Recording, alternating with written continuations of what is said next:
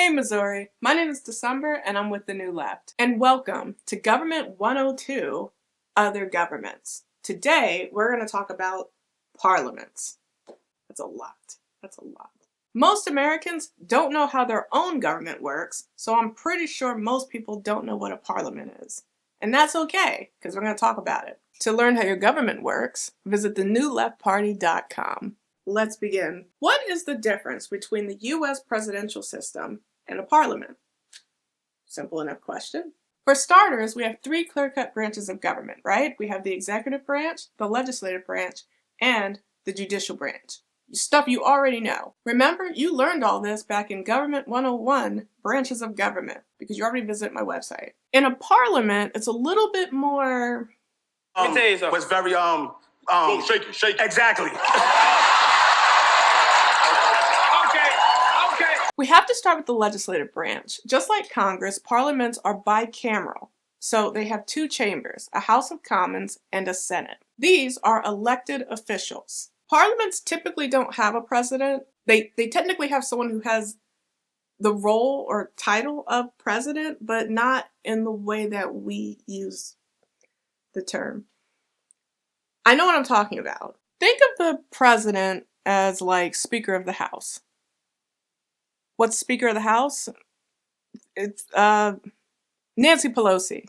Speaker of the House is whatever you think Nancy Pelosi does. The parliamentary president oversees debates and laws that pass through the parliament. That's what a speaker does. They don't run the country or manage foreign affairs the way that a U.S. president would. A key difference in government is that parliaments recognize a monarch, which we don't.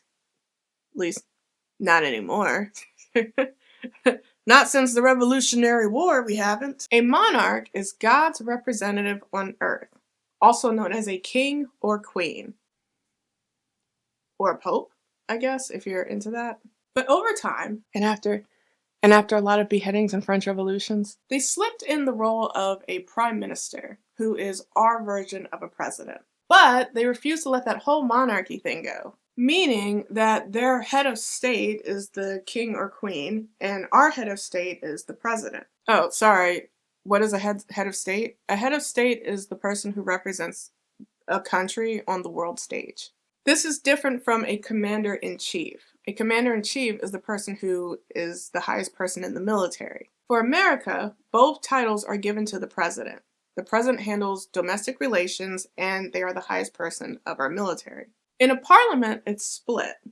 The titles technically go to the monarch, the king or queen, but in practice, it's the prime minister. We see monarchs greet leaders from around the world, but when it comes to who shows up at the G7, 8, or whatever number we're on, it's the prime minister. Now, why did I say earlier that parliaments don't have separation in their branches of government? Hey, I don't care what they say. That was shaky.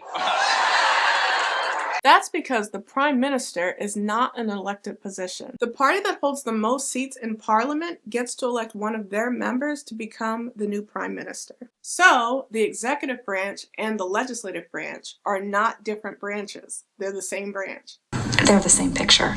That means, unlike America, the party that wins the election has full control of the government. Whereas in America, you can have one party that controls the executive branch and two different parties control Congress, leading to a do-nothing government. They don't have those problems in parliaments because the opposition doesn't have the power to shut down the entire government every time that they don't get their way. Children.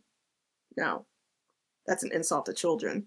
Every time a gay person cries glitter. I don't know. That doesn't mean that opposition is powerless. It just means that they have to do more cooperation with other parties. Remember, the rest of the world doesn't have a two-party system. Canada has at least 5 major political parties in their House of Commons, and in the UK, it's 11. Yeah, ranked choice voting's looking pretty good right about now. But for some reason, we banned it in Missouri. So, Missouri. Thanks for watching, and welcome to The New Left. You can keep watching at thenewleftparty.com.